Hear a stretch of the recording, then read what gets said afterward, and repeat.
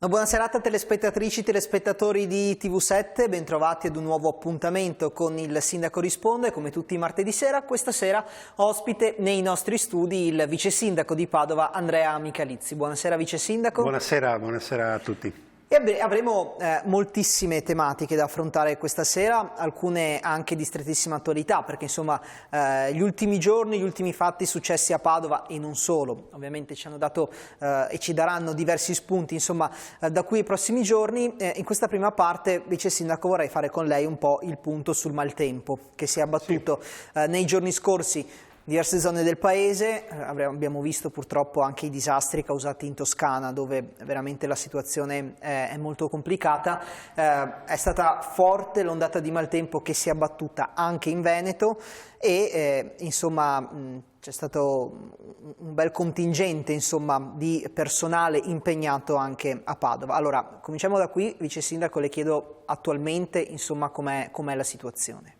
Ma attualmente diciamo che siamo usciti in queste ore dall'emergenza che è dalla situazione di attenzione per quanto riguarda l'area padovana, l'area interessata al passaggio del Bacchiglione. Quello è stato per noi l'osservato speciale in una settimana che ha visto un'ondata di maltempo che ha coinvolto tutta l'area pedemontana e quindi, come avviene poi in questi casi, si riversa poi sulla pianura. Quindi noi oggi usciamo dalla situazione di emergenza e di attenzione e torniamo alla normalità. Proviamo a capire cosa è successo, proviamo a spiegarlo in parole semplici. In buona sostanza, le forti piogge temporali che ci sono stati nell'arco alpino, l'acqua che piove poi scende e si riversa nella pianura attraverso il sistema dei canali, dei fiumi del nostro territorio. E quindi, siccome i quantitativi di pioggia erano tanti, i fiumi si sono ingrossati.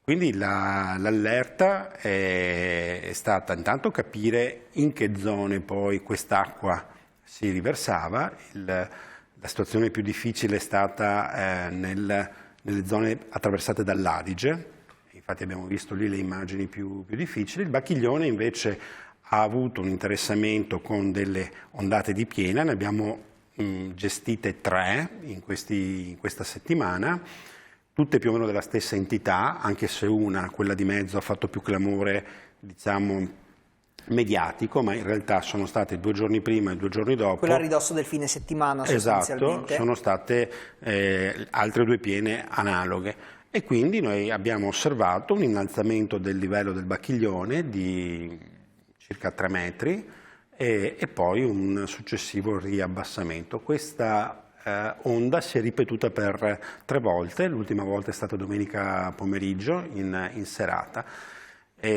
Quanto è stata, vice sindaco, effettivamente grave la situazione nel Padovano, nel territorio del comune di Padova? Cioè, quanta allerta c'è effettivamente stata anche da parte vostra, da parte degli addetti ai lavori?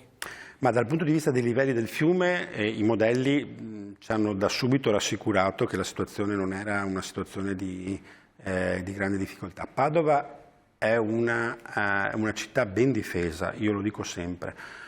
Noi anche nel 2010, quando c'è stata la situazione più difficile, la città è stata interessata da allagamenti solo nella zona residenziale della Golena della Paltana, che è un insediamento abitativo che ha origini storiche negli insediamenti abitativi dei Barcari e quindi erano abitazioni sul fiume, proprio perché questa gente aveva attività e lavorava nel fiume. Oggi non si potrebbe più costruire in quelle zone lì, perché siamo proprio nell'area golenale, che sono le aree deputate all'allagamento. Quando il fiume è in piena servono degli spazi larghi dove riempire dell'acqua in eccesso. Lei vice sindaco ha detto che Padova è una città ben difesa. Cosa concorre al fatto che insomma, Padova da un certo punto di vista sia più sicura rispetto ad altre zone del nostro territorio? Proprio il canale scaricatore, che è il canale che vedevamo prima nelle immagini, è un canale artificiale.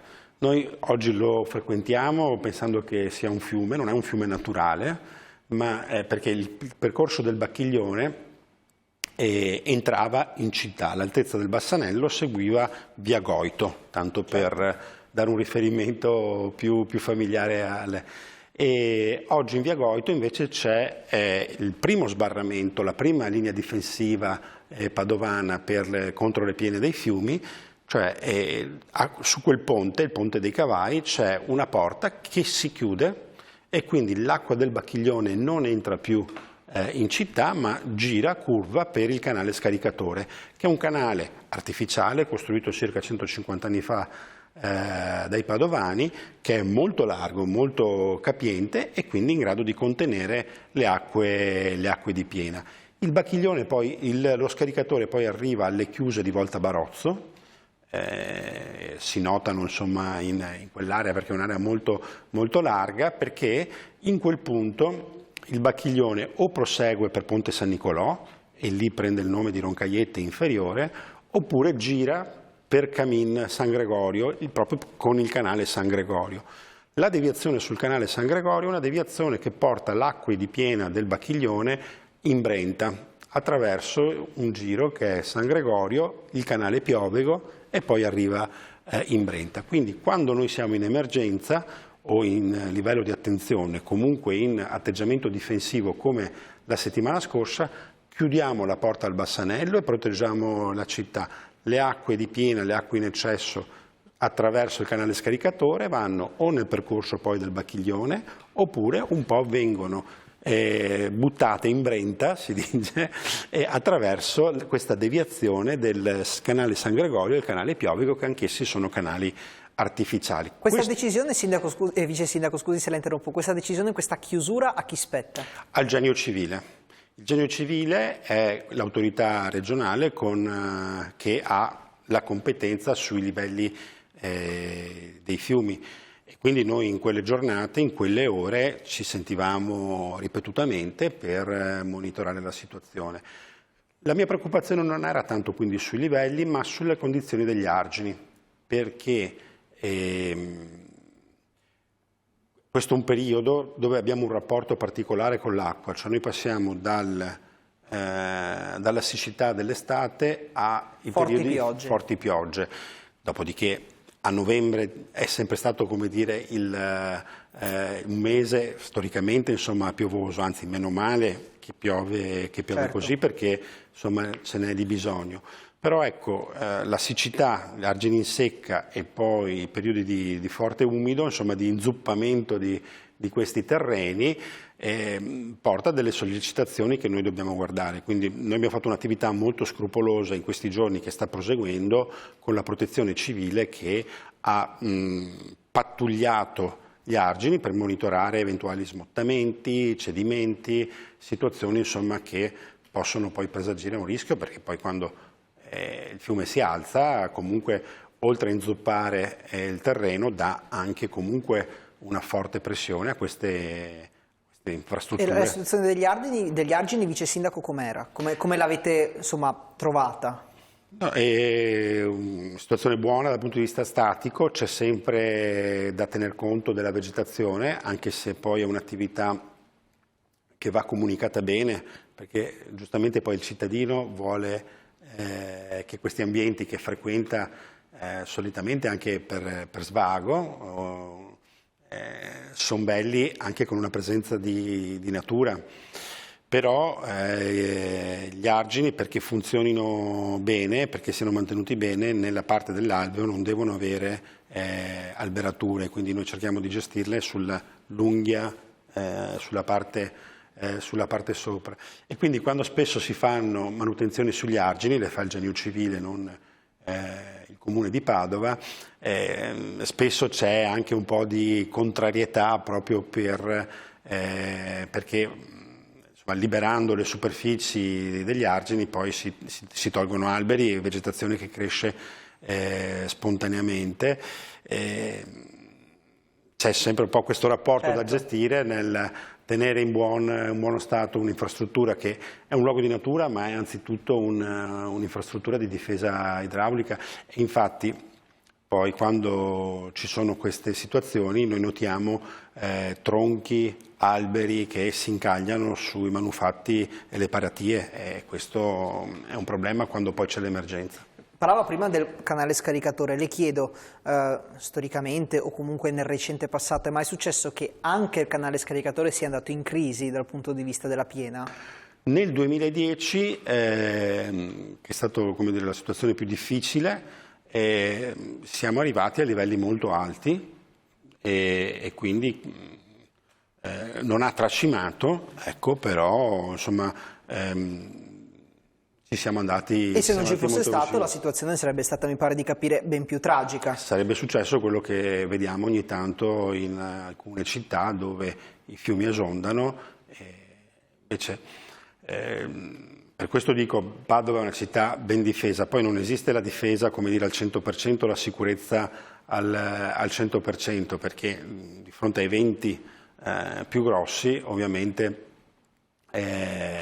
il rischio è per tutti. Diciamo che abbiamo un fronte molto alto, diciamo, siamo ben protetti. Si parla sempre, soprattutto oggi perché è necessario farlo, di opere di difesa idraulica. Forse il canale scaricatore allora è stata la prima vera opera di difesa idraulica della città di Padova.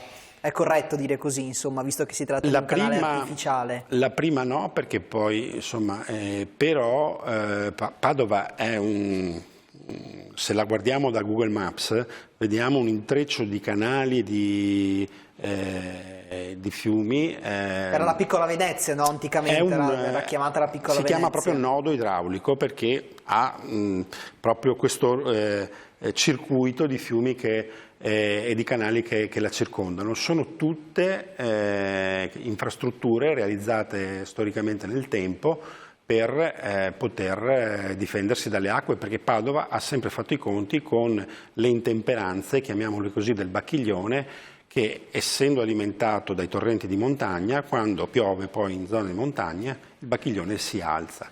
Oggi bisognerebbe avere la stessa lungimiranza che si è avuto 150 anni fa e riuscire a costruire un'altra grande opera che aumenterebbe la nostra sicurezza, e che è il canale scolmatore Padova Mare. Allora facciamo così, vice sindaco, abbiamo attirato un po' la curiosità dei nostri telespettatori di questa opera importante che sarebbe da realizzare. Stiamo parlando del canale scolmatore. Ci prendiamo una brevissima pausa per un attimo di pubblicità, torniamo tra poco con la seconda parte della nostra trasmissione, parliamo di questo canale importante e poi toccheremo molti altri temi relativi alla città, alcuni interventi, un po' di grandi opere, insomma tra l'altro ci sono anche dei lavori che partono dal ponte Paleocapa proprio nelle prossime ore, quindi ne parliamo tra pochissimo. Un po' di pubblicità, rimanete con noi.